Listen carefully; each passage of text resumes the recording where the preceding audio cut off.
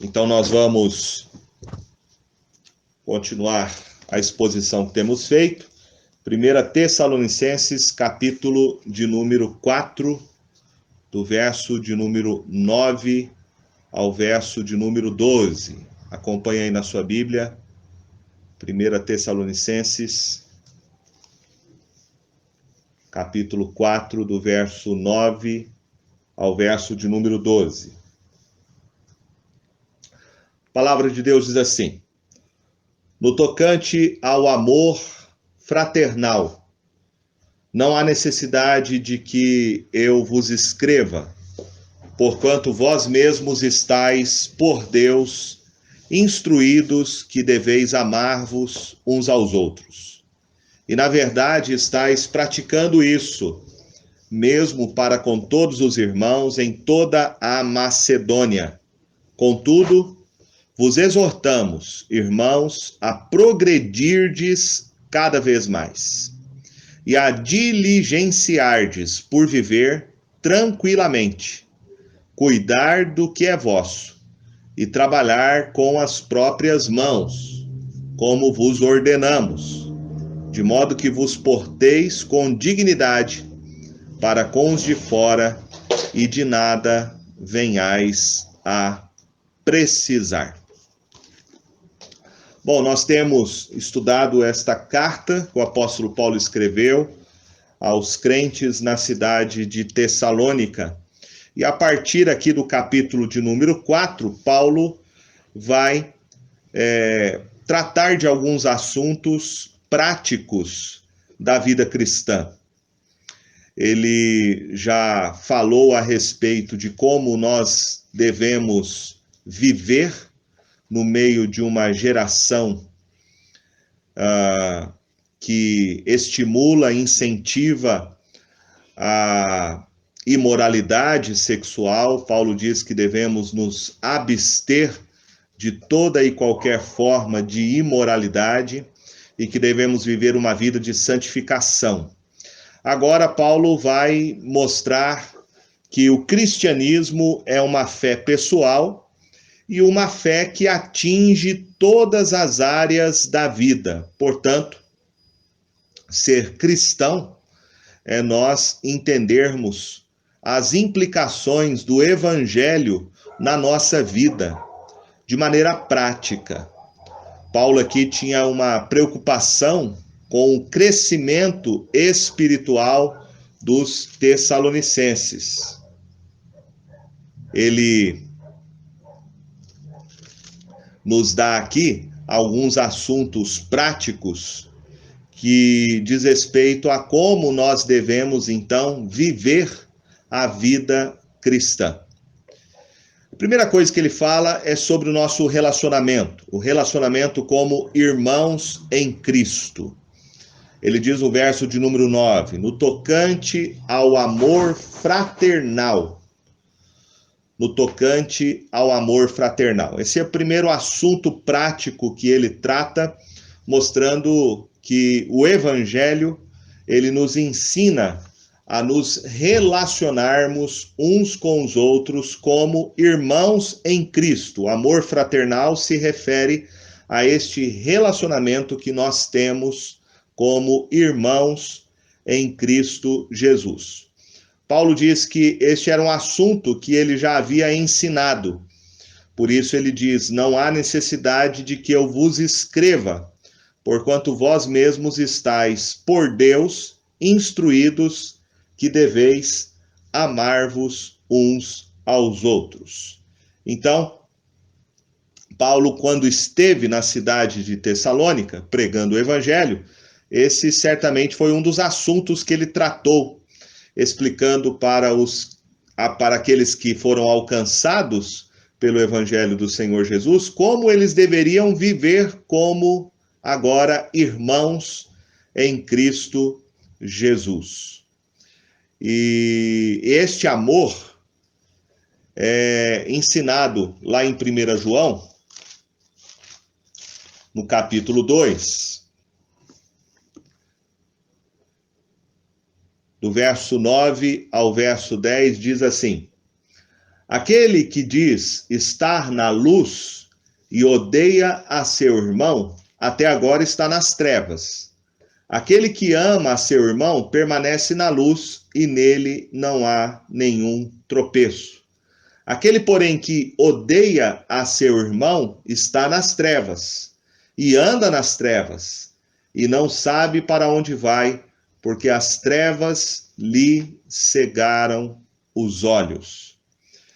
João aqui nos ensina que amar os nossos irmãos é uma evidência de que nós andamos na luz. Segundo João, aquele que não ama a seu irmão ainda está nas trevas. Então, amar o nosso irmão em Cristo Jesus é uma evidência de que nós nascemos de novo.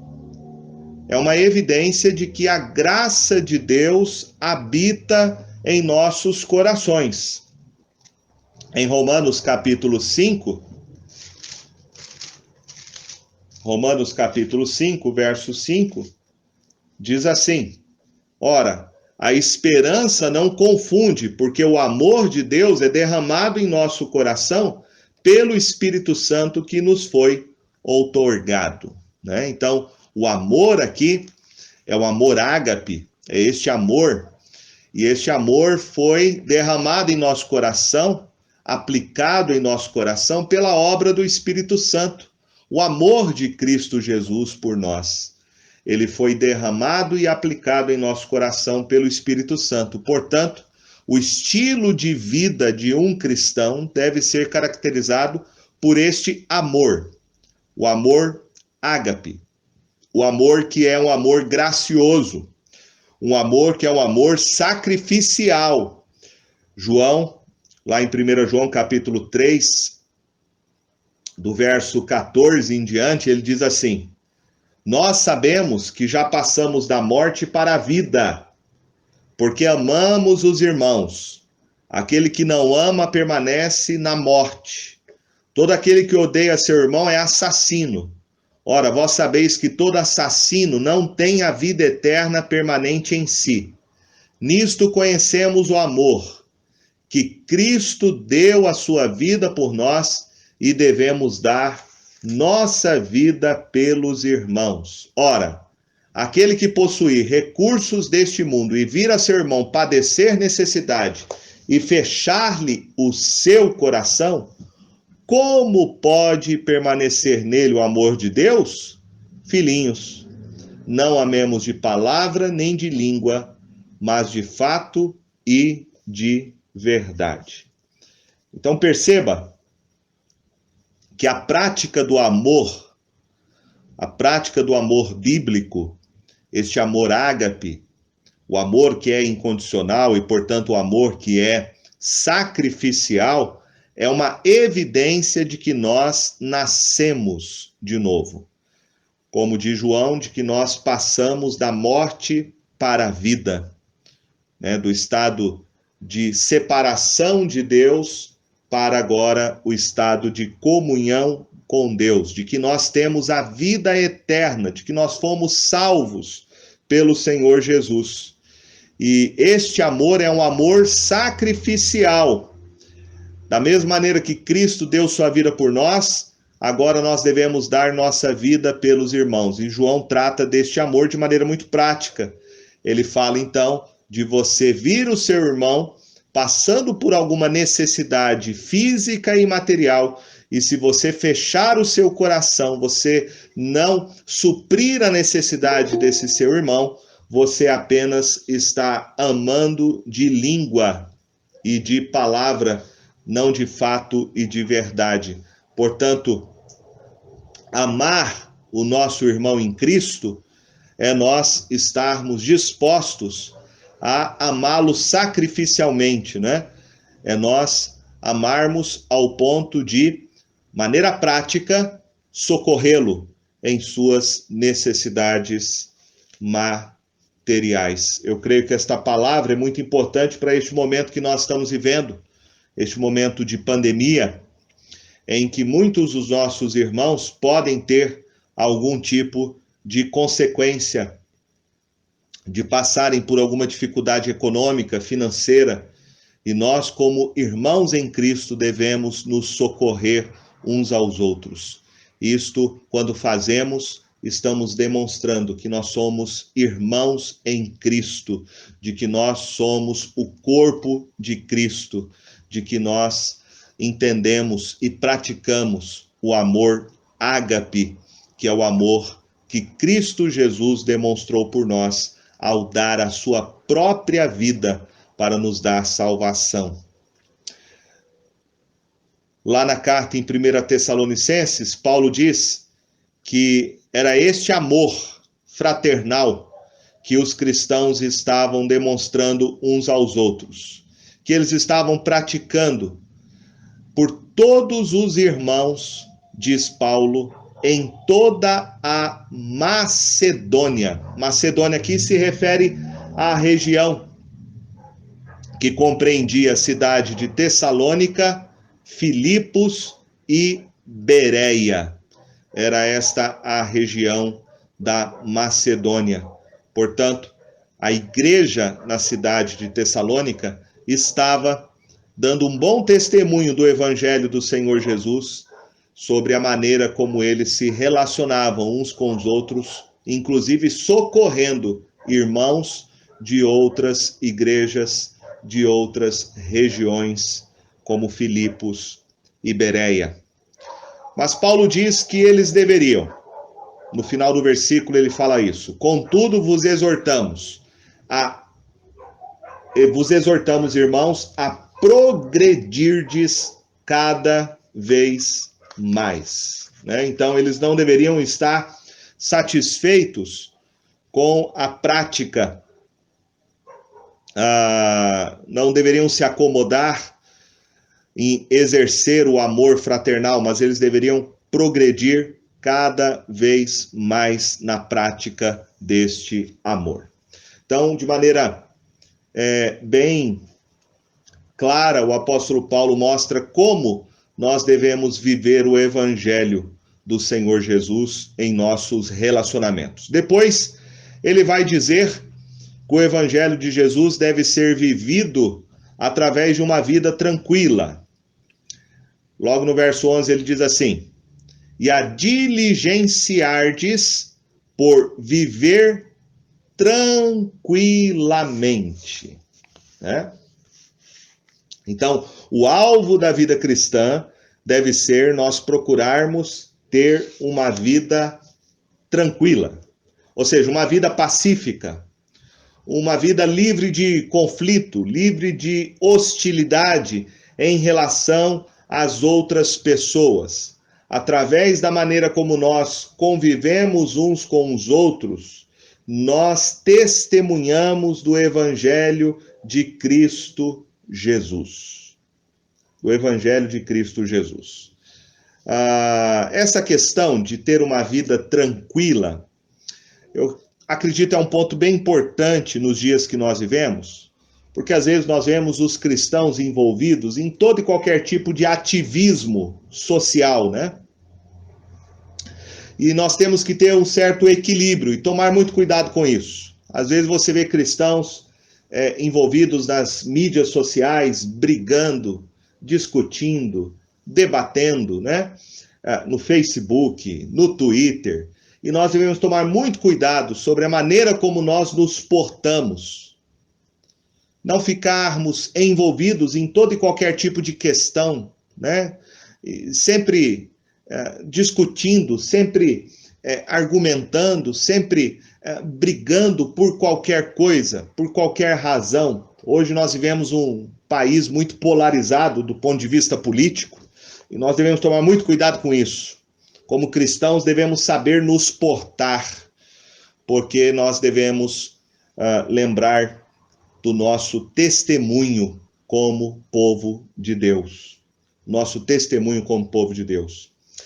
Com isso eu não quero dizer que o cristão não deve se envolver em algumas questões. A Bíblia não proíbe isso, mas nós devemos ter sabedoria.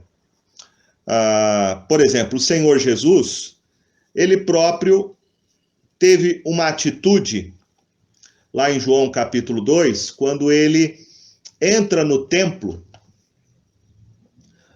e ele percebe que o templo, que era a casa do Senhor, a casa de oração, tinha se transformado numa casa de negócio. E diz o texto que quando ele entrou no templo, ele encontrou os que vendiam bois, ovelhas, pombas e também os cambistas. E ele fez um cinto, né, um azorrague de cordas, diz o texto, e expulsou todos do templo. Bem como as ovelhas e bois, derramou pelo chão o dinheiro dos cambistas e virou as mesas. E disse aos que vendiam as pombas: tirai daqui estas coisas, não façais da casa de meu pai casa de negócio. E lembraram-se os seus discípulos de que está escrito: o zelo da tua casa me consumirá. Então Jesus usou aqui uma medida de força física para revirar aquelas mesas, para expulsar aqueles que estavam vendendo dentro do templo.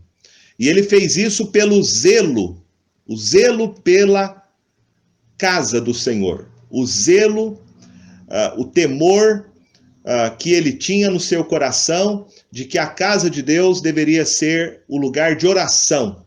E ela tinha se transformado num covil de ladrões. Mas, por outro lado, você vai ver Jesus lá em Mateus 26, no momento da sua crucificação, quando se aproximam deles os soldados romanos, junto com o sumo sacerdote, e o texto vai dizer que um dos seus discípulos sacou da espada e golpeou o servo do sumo sacerdote, cortando-lhe a orelha. E Jesus disse assim: embainha a tua espada, pois todos os que lançam mão da espada, a espada perecerão. Acaso pensas que não posso rogar a meu pai e ele me mandaria neste momento mais de 12 legiões de anjos? Então Jesus aqui nesse texto, ele mostra que há um limite para o cristão. Há um limite para o cristão, né? E nós devemos então ter esse discernimento. Há causas que são legítimas e que nós devemos nos envolver. No Velho Testamento, nós vemos muito claro essa questão de nós defendermos o direito do órfão e da viúva, por exemplo, no Antigo Testamento. Há causas sociais que são legítimas e devemos, como cristãos, denunciar o mal, o abuso, a corrupção, a injustiça. Nas bem-aventuranças, Jesus disse: bem-aventurados sois aquele que tem fome e sede de justiça. Mas também lhe disse: bem-aventurados são os pacificadores. Os pacificadores. Então nós temos que ter a sabedoria e o discernimento para nós podermos ter uma vida tranquila, como diz aqui o apóstolo Paulo. O cristão, ele não pode ser ele a causa, né, de um distúrbio social. Ele não pode ser ele a causa, né, de uma instabilidade. Então, um cristão, em outras palavras, não deve ser esse tipo de pessoa beligerante, que sai brigando por qualquer coisa, discutindo por qualquer coisa, né, arrumando confusão para onde ele vai. O apóstolo Paulo diz lá em Romanos, capítulo de número 12, do verso 17 em diante, ele fala assim: não torneis a ninguém mal por mal, esforçai-vos por fazer o bem perante todos os homens, se possível, quando depender de vós, tende paz com todos os homens. Tende paz com todos os homens. Então nós devemos saber nos portar como cristãos no meio de uma sociedade hoje tão polarizada, né, tão polarizada em todos os assuntos, em todos os temas. Nós devemos saber nos portar como cristãos para darmos um bom testemunho do Evangelho de Cristo Jesus. A terceira coisa que Paulo nos fala sobre como nós devemos viver o nosso dia a dia está aí no verso de número 11, logo em seguida. Após dizer que devemos viver uma vida tranquila, ele diz: cuidar do que é vosso. Cuidar do que é vosso. Ou seja, cuidar da nossa própria vida. Ele vai dizer lá em 2 Tessalonicenses, no capítulo 3, verso 11 e 12, diz assim: pois de fato estamos informados de que entre vós há pessoas que andam desordenadamente, não trabalhando, antes se intrometem na vida alheia. A elas, porém, determinamos e exortamos no Senhor Jesus Cristo que, trabalhando tranquilamente, comam o seu próprio pão. Né? Então, haviam pessoas na igreja de Tessalônica que estavam se intrometendo na vida dos outros. Na vida dos outros. O que o apóstolo Paulo está dizendo é que o cristão deve ter uma vida discreta. Discreta. Nós não devemos nos envolver em questões da vida alheia, né? Da vida alheia. Nós devemos cuidar da nossa própria vida e termos uma vida discreta. Termos uma vida discreta. A quarta coisa que ele ensina diz respeito ao trabalho. E ele diz assim: cuidar do que é vosso e trabalhar com as próprias mãos, como vos ordenamos, de modo que vos porteis com dignidade para com os de fora e nada venhais a precisar. Por que Paulo fala sobre trabalhar com as próprias mãos? Nós temos que levar em conta que a cultura grega da época que dava muito valor ao trabalho que era o trabalho intelectual, né? Ao trabalho no campo das ideias, no campo da filosofia, e que via o trabalho manual, o trabalho com as mãos, como um trabalho indigno. Havia uma depreciação do trabalho feito com as mãos. Os gregos diziam que o ideal de um homem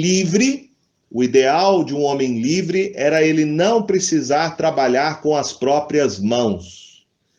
E Paulo vai mostrar aqui exatamente o contrário.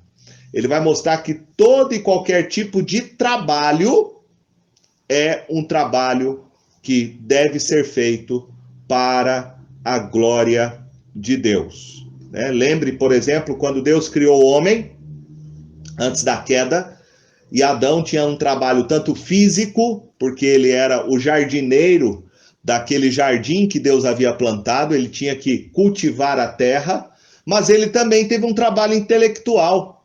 Deus chamou os animais para que ele desse o nome correspondente às características de cada animal.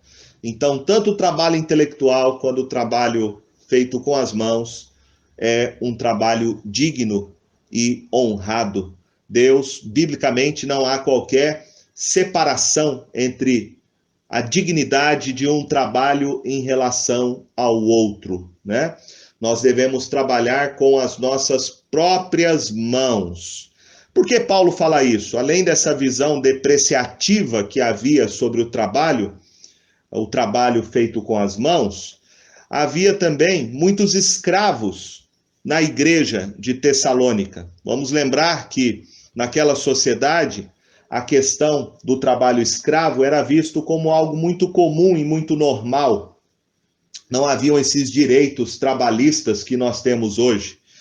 Então, certamente, muitos crentes pertenciam aos seus senhores, eram escravos, sujeitos a eles, e alguns pensavam que, pelo fato de agora eles serem livres em Cristo Jesus, eles não precisavam mais trabalhar para os seus senhores, né? Então, Paulo vai mostrar que mesmo ele sendo escravo do seu senhor, A liberdade que ele tem em Cristo não faz com que o trabalho que ele preste para o seu Senhor seja feito de qualquer maneira. Paulo, por exemplo, escrevendo sobre isso lá em Efésios capítulo de número 6, ele diz assim, a partir do verso 5, quanto a vós outros servos, obedecei a vosso Senhor, segundo a carne, com temor e tremor, na sinceridade do vosso coração, como a Cristo, não servindo à vista como para agradar a homens, mas como servos de Cristo, fazendo de coração a vontade de Deus, servindo de boa vontade como ao Senhor, e não como a homens, certo de que cada um, se fizer alguma coisa boa, receberá isso outra vez do Senhor, quer seja servo, quer livre. Então ele está falando dessa situação, né? Um cristão que se converte a Cristo, ele é escravo. Como que ele deve trabalhar sendo escravo para o seu Senhor? Paulo deixa claro que ele deve trabalhar para o seu Senhor, entendendo que acima do seu Senhor existe um outro Senhor, que é o seu Deus. E ele deve então trabalhar para o seu Senhor, fazendo o melhor que ele pode fazer, com temor para a glória de Deus. Para a glória de Deus. Também o que estava acontecendo na igreja de Tessalônica, né, era que, pelo fato deles aguardarem a vinda de Jesus, e esse é um tema que Paulo vai tratar logo em seguida, por essa expectativa que eles achavam que Jesus voltaria logo, de que era iminente a volta do Senhor, eles estavam abandonando o seu trabalho. E por isso, Paulo vai dizer lá em 2 Tessalonicenses, capítulo 3, verso de número 10, dizendo assim, porque quando ainda convosco vos ordenamos isto, se alguém não quer trabalhar, também não coma. Então, Paulo aqui dá uma advertência àqueles cristãos que achavam que Cristo Jesus iria voltar logo, e eles já estavam, então, sendo negligentes com o seu trabalho. Paulo vai mostrar, então, a importância de nós trabalharmos e, através do trabalho, nós darmos um bom testemunho para as pessoas à nossa volta. Veja que Paulo aqui relaciona o trabalho que o cristão faz no seu dia a dia com o seu testemunho a respeito do Evangelho.